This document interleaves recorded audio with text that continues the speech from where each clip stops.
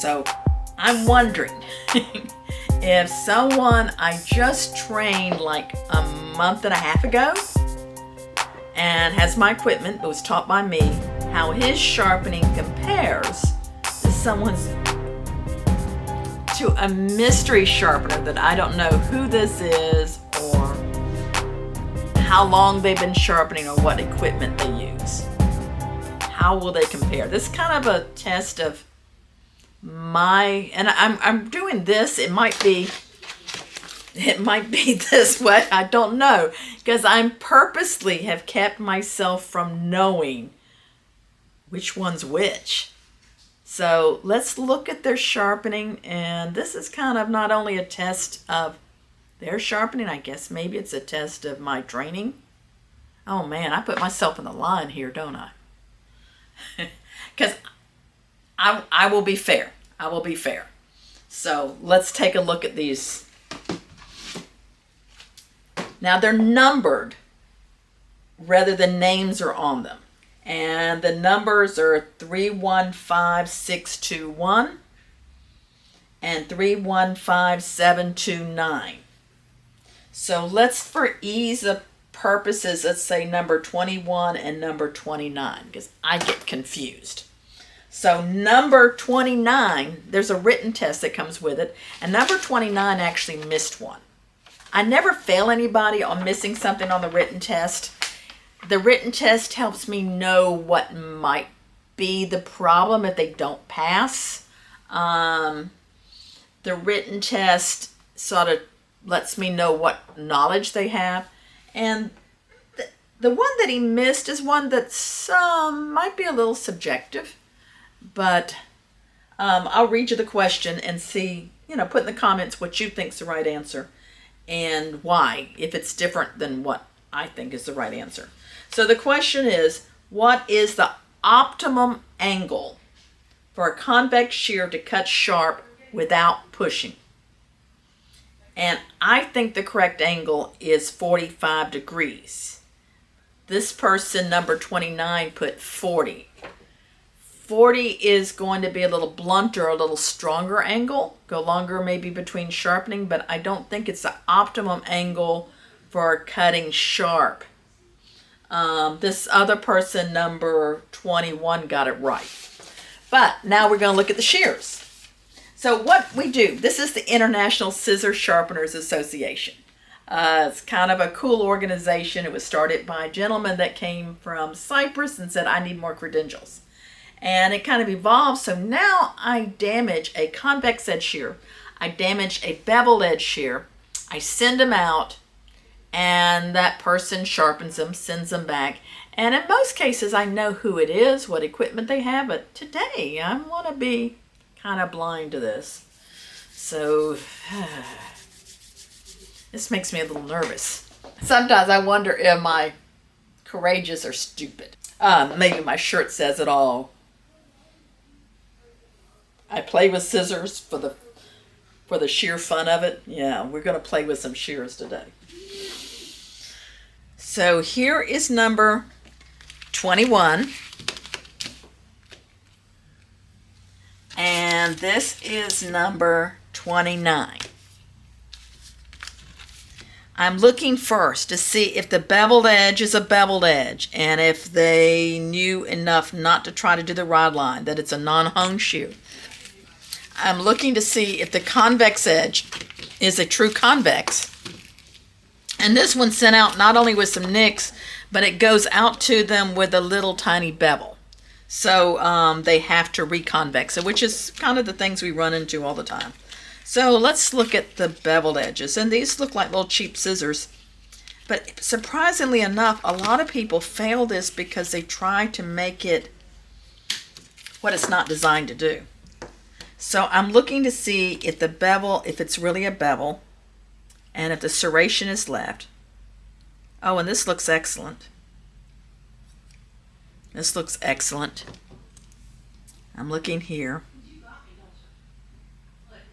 This looks good. This one doesn't look quite as good as that one. I'm seeing a little bit of change in an angle at the tip and a change in the angle in the back. I'm seeing a little bit of something there. but the serrations were left. Let me show you what I'm looking here on this one. This is number 29. See that little tiny bit right there? So depending on whether they cut, I'm not going to fail him for this, but I'd like to see how they cut. If they don't cut, we know why. That tip's got something going on. All right, so this is 21. This one's 29. I'm looking to see if it's a true convex edge.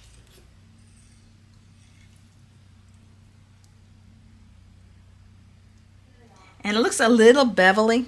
I'm going to zoom in here so you can see maybe a little bit better. It looks a little bevelly, but it has been reconvexed. It's not super well polished, but it's sufficient. I'm looking at the ride line. Is a ride line going down on the cutting edge and not on the back? And the ride line looks good. So that's number 21. 29. 29 looks much more convexy and a little shinier when I put them side by side. I think you can see 29's a little shinier. Neither one of them is perfect, but 29 is shinier. Both sides looks a little bit more convexy. Neither one of them look perfect. The ride line is on the cutting side and not on the back side.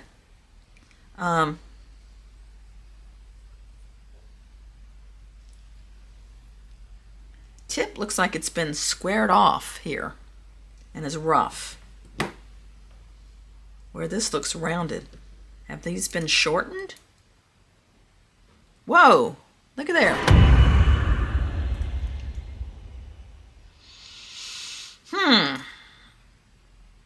So 29 is obviously shortened by maybe 4 millimeters. I wouldn't have caught it if they had rounded off these corners, but because those corners are so sharp, it made me look at that. So I'm kind of curious to see how that cuts. So my first thing I do is I cut tissue. And this is the really cheap toilet tissue, the thin. So I'm pulling my thumb out. Someone asked me just recently, why do I pull my thumb out? When I put my thumb in, it torques the blade. So having my thumb out, it means I don't do any side pressure. And these feel like these are just right. This is 21. And I'm closing them slow. 21 cuts good.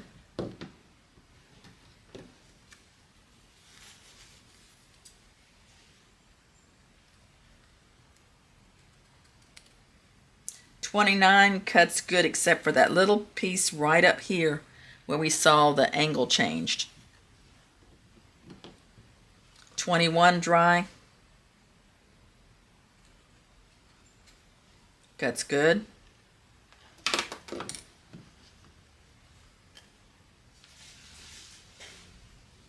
And 29 dry. Thumb out. Cuts good dry. Now we're going to try it wet.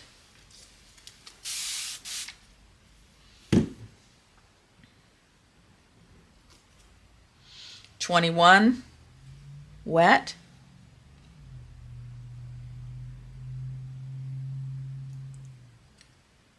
Good.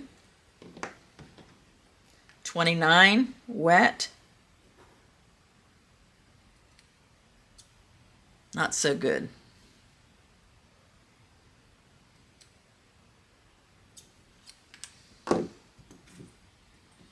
$21 wet.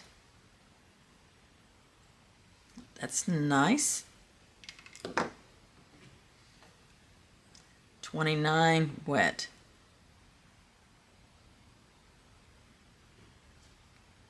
Nope, not so good. Before we go to the hair, let's see if we can figure out why these didn't cut well. Always I check the adjustment. If I wiggle them good, look at that. They're too loose.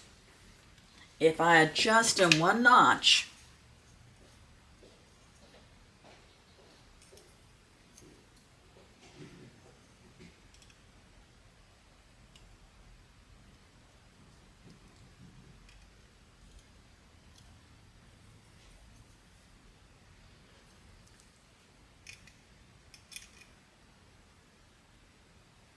I'm not feeling this click.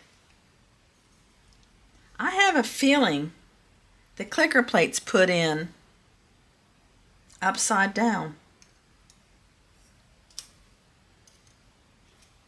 It is. That's a rookie mistake. I'm going to take this apart and look.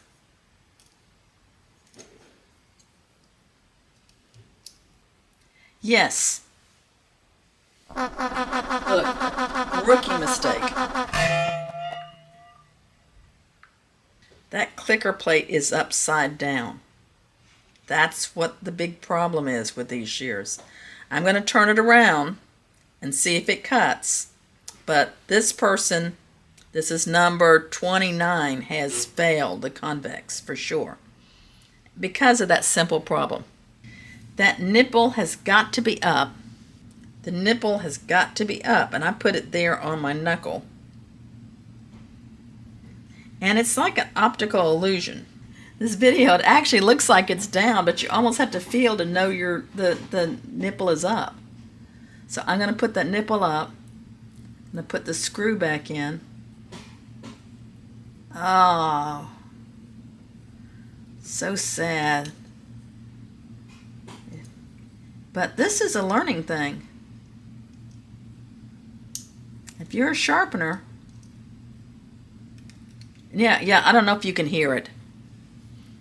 I can definitely hear it, but I don't know if you can hear it. I'm going to be really quiet and put this up here. You can hear it click. Now when I think I have it about right and a little bit tight, I'm going to give it a good wiggle. I might do it one click looser. If you don't feel it click when you tighten this thing, you probably have it wrong. So now let's see if this would cut wet, because the edge looked good.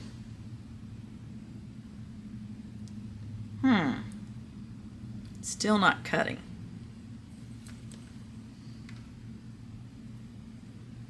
Feels sharp. What's going on?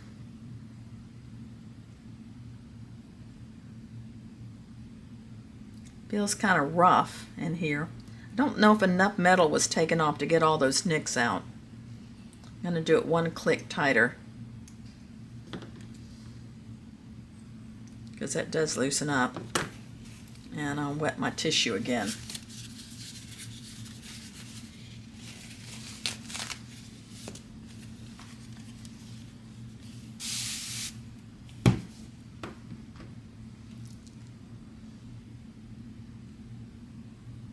There we go. Cuts good, pulls at the tip. See, the last quarter of an inch pulls at the tip. Let's see how it cuts hair, and then I'm going to show you how I would fix this.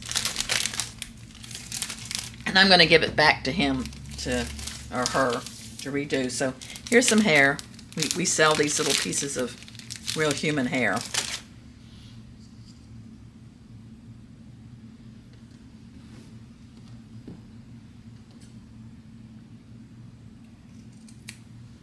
That one cuts good.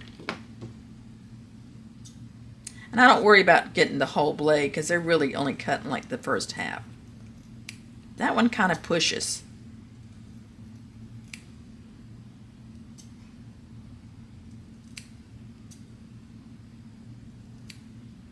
Little push. This is number 29. 21 definitely cut better than 29.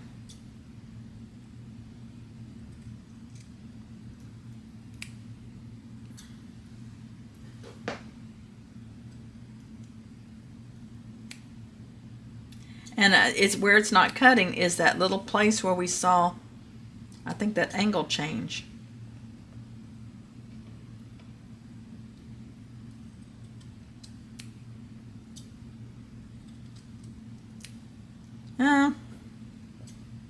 It's not great.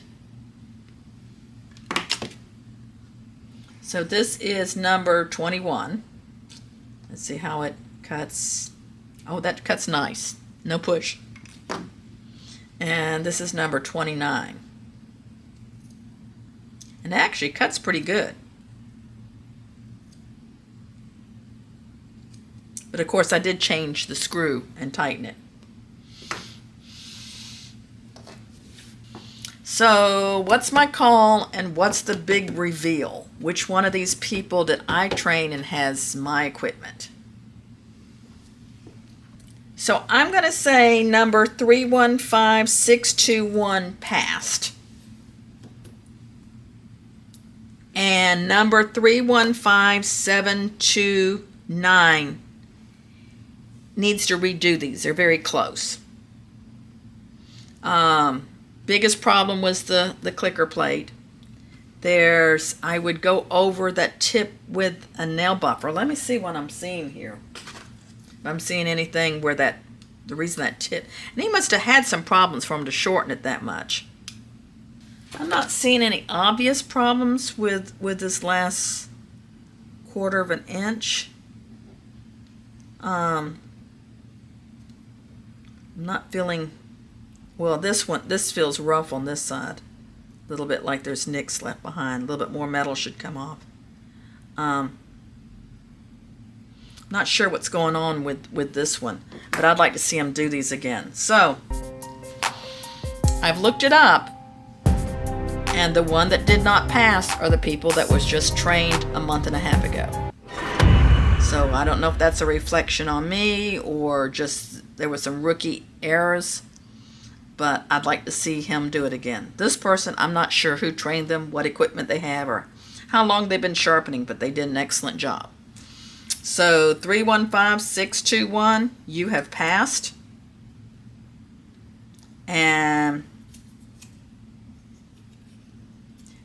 But I would like them to see them do a better job on convexing and a little bit better job on polishing. But they definitely passed. 315729.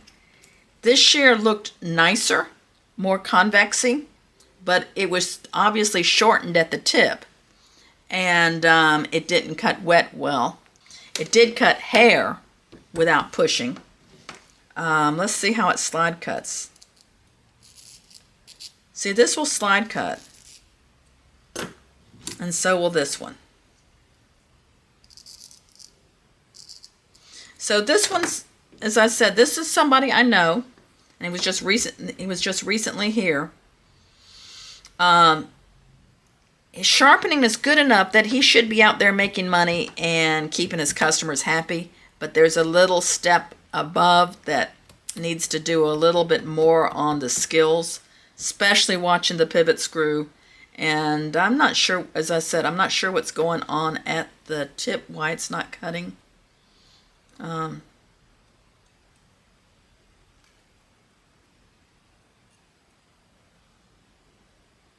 It's kind of hard to inspect it and know what's going on. So this didn't totally surprise me. Because I usually recommend that when people come for training, that they wait a little while until they're sure they've got things gelled to do the ISSA certification, because it's easy, but it's not super easy. But do you think, are you a sharpener? Do you think you could pass? So what's your thoughts about the International Scissor Sharpeners Association? Is this ISSA certification, is it a walk in the park, or is it a little more difficult? Let's see what you can do. If you want to be certified, if you want to join the ISSA, it's for those that are certified, it's more than just a piece of paper. It's more than just an ID card. So links below is going to tell you how to be a part of the ISSA and also to get your swag and your merchandise. If you're ready to take your sharpening skills to the next level, I've got you covered, whether it's a certification or upgrading your equipment or getting some more sharpening training. That's what we're about. So call the red-headed sharpening lady, Bonnie at Bonica Shears. And remember, stay sharp, my friends.